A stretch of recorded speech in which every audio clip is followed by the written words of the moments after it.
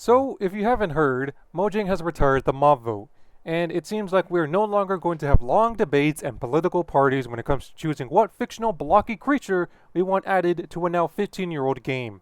But Mojang ending mob votes is not what surprised me. It's the reaction to this news. I honestly thought people are going to be mad or annoyed, but if anything, it seems like people are accepting and relieved of this information. Of course, the next common opinion to this is people will now want all the previous mob vote losers to be added to the game. And I don't blame them. I'm one of these people. But I'm not here to talk about politics. I'm here to talk about whether or not the mob vote as a whole was a good or a bad thing. Now, the mob vote was first debuted in 2017 for the Aquatic update, and at first, the concept was well received. Mojang would let the community decide on what mob we want added to the game. And any mobs that didn't win the vote would be casted to the Shadow Realm, never to be seen again, except for fan-made mods, but that doesn't count.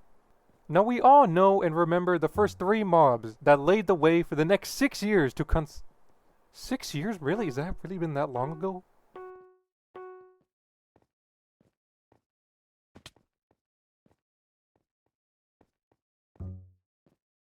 Well, I'll be damned. For the next 6 years of constant internet debates and death threats being sent to each other because someone didn't like the same blocks as someone else. These mobs were the Barnacle, the Wildfire, and, of course, the Phantom. And, as we all know, the Phantom won the first ever mob vote. Now, considering that this mob was the first ever mob to be voted into the game by fans and was chosen over a cool looking nether mob, or whatever the hell this thing is, you would think the Phantom would be a loved and beloved mob, right? Yeah, no, it was considered to be one of the most hated mob in the game. I hate this thing. Even the Mojang developers hate this thing. Everyone can agree that we all regretted choosing this piece of shit over the cool looking Wildfire. Now you would think we all learned our lesson, right? Maybe we would try to think a little bit more about what mob we want added to the game, right? Well, 2020, the Glow Squid won and everyone was vastly underwhelmed by how useless the thing was. And yes, over time the Glow Ink was given some purpose like signs and item frames, but overall people regret choosing this, and would rather have the yellow cow thing, or moo bloom as some would say. So no, we didn't learn our lesson. Okay, maybe third time's a charm. Maybe we'll learn our lesson with the next one. 2021, the LA one, and there has been some mixed results. Yeah, some people loved it, me included, but we can all agree that this thing does have some use. As for example, this thing could be used as a as a helping hand when it comes to automating farms. I mean, I know it's very useful when it comes to my farm, so I don't know about anyone else.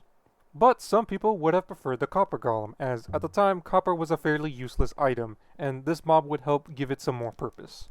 Now it isn't really that much of an issue as copper is a very useful item when it comes to building blocks.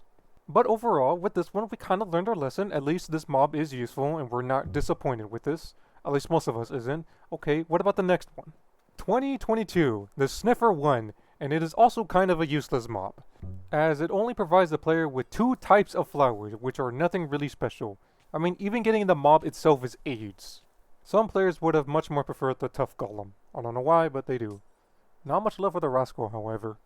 Okay, with this one we're kind of losing track a bit, but okay. 3 for 1, not bad, not bad. Okay, what about the next one? 2023, the most recent mob vote and most likely the last, the Armadillo one beating the Crab and the Penguin. And my god, this mob vote caused the most amount of chaos yet. As we had people accusing famous Minecraft content creators of rigging the votes and using their fame and glory to sway people into picking a certain mob. Well, on the other side, we had people saying we want all the mobs, as we shouldn't have a mob vote for this one because all the mobs are pretty good, and we all want them. And I kind of don't blame them. All these mobs here were kind of cool. But the thing I find most funny about this whole situation overall is the propaganda posters people were making. I mean, look at these. They were making them like we were under fucking communism. All in all, the mob vote was doomed from the start. It was one of those things where we can't really make a full proper educated decision unless we actually had the mob in our hands. Only then we can understand what we're getting into when we vote for a mob. Glow squid. Now, what does this mean for the future of Minecraft? Well, seeing how we likely won't be getting any more big title updates, as rather we will be getting smaller updates sprinkled throughout the year, I personally don't mind this. So long as we get the same amount of content as a normal big update, it shouldn't really change things all that much.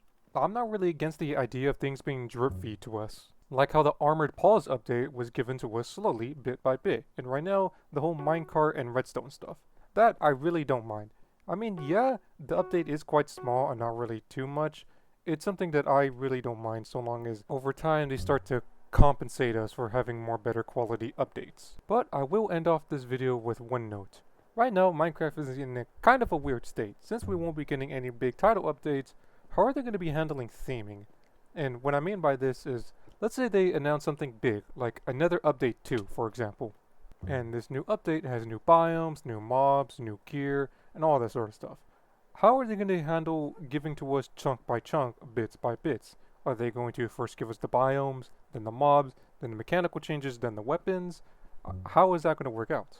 Chances are they will try to lump most important things together, like the mobs and biomes, for example, or the structures. I mean, they kind of did this with the Caves and Cliffs update with Part 1 and Part 2, as the terrain was part of Part 1, and the whole Warden and Ancient City thing was Part 2. If they will handle something like that, then I don't think there really shouldn't be any issue with it. I didn't really mind it that much.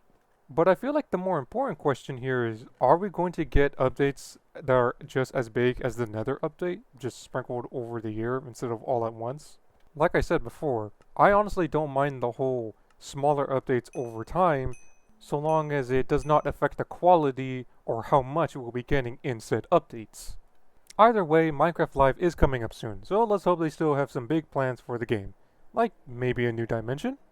Look, I know they already said they don't plan on adding any new dimensions anytime soon, but they literally added a f***ing potato dimension as a joke, so they surely have the time, energy, and capabilities to add a new one.